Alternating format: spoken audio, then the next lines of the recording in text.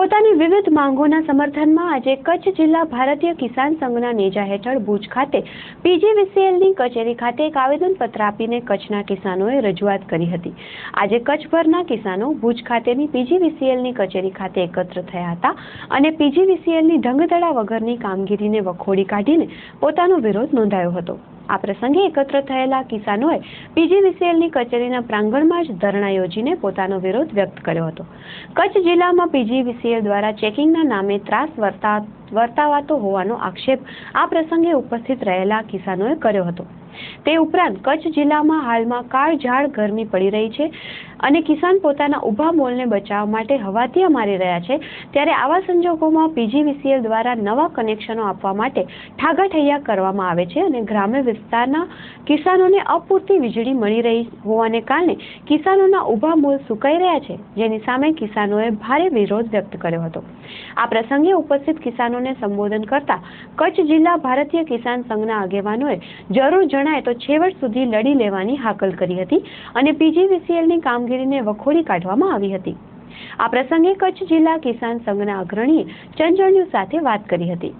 આજે અમારું આવેદનપત્ર છે જે પીજીવીસીએલ દ્વારા ખોટી રીતે જે ચેકિંગ કરવામાં આવ્યું છે એના માટેનું આવેદનપત્ર છે અને જે જૂના કેસ છે એમાં પણ ખોટી રીતે ખેડૂતોને ચેકિંગ સીટ બનાવી હતી એની આજ 2 વર્ષથી અમે રજૂઆત કરી છે, પણ હજી સુધી આ બાબતે એણે નિર્ણય લીધો નથી અને કચેરીમાં કોઈ અધિકારી હાજર રહેતા નથી।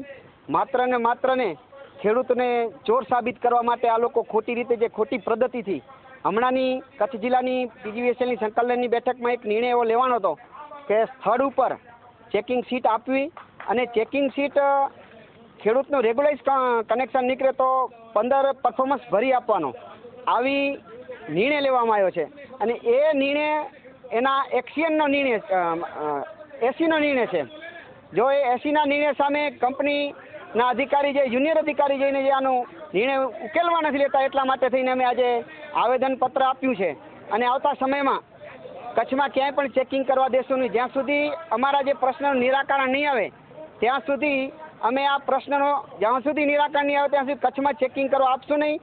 આવું અમે કાલે ગાંધીનગરથી રાત્રે અચાનક 10:30 વાગે ખેડૂતોને અમારા જે કાર્યકર્તા મિત્રો છે એમને ફોન કરવાથી જો આટલી કાર્યકર્તાની સંખ્યા થઈ જતી હોય તો આ કંપનીની પીડા અત્યારે વધી છે અને આ બાબતે કચ્છના આપણા ચૂંટાયેલા ધારાસભ્યને વખત રજૂઆત કરવા છતાં 1-2 વખત ત્યાં કણે ઉર્જા મંત્રીને રજૂઆત આ ધારાસભ્યો કરી છે, પણ ખાલી પોઝિટિવ બોલવું છે, બાકી ખેડૂતોના કામમાં રસ નથી એવું અમને અત્યારે લાગી રહ્યું છે। 135ની તમને વાત કરું તો 135ની કલમ એ હોય કે જે કસ્ટમર હોય નહીં, પોતે ગ્રાહક પોતે હોય નહીં, લંગરિયા લગાવતો હોય એના ઉપર જ 135ની કલમ લગાવવામાં આવે અને એ લાગવી પણ જોઈએ। અમે એની સાથે વિરોધ નથી કરતા કે કોઈ પાવર ચોરી કરતો હોય એની સામે 135ની કલમ ન લાગે। 126ની જે કલમ છે એ ટેકનિકલની ખામીને કારણે કદાચ 2 થી 5 હોર્સ પાવર ખેડૂતની મોટર આપણે અહીંયા કચ્છની ભૂગર્ભ પરિસ્થિતિ એવી છે કે રેતી ઉપાડતી હોય તો 2-5 હોર્સ પાવરમાં લોડ આવે તો એને 126ની કલમ લગાવવામાં। આ 2 કલમની વ્યાખ્યા એ છે ને 135ની કલમ જે અત્યારે કચ્છના ખેડૂતોમાં લાગી છે એ બધાય પોતાના હોર્સ પાવર પ્રમાણે બિલિંગ કરે છે। 80 હોર્સ પાવરનું હોય તો 80 હોર્સ પાવરનું બિલિંગ આજની તારીખે એડવાન્સ ભરીને ખેડૂતો બેઠા છે, એવા ખેડૂતો ઉપર પણ 135ની કલમ લગાવવામાં આવી છે। આ બાબતે જ્યાં સુધી અમારા જે જૂના પ્રશ્નો નિરાકરણ નહીં આવે ત્યાં સુધી અમારો સંઘર્ષ ચાલુ રહેશે।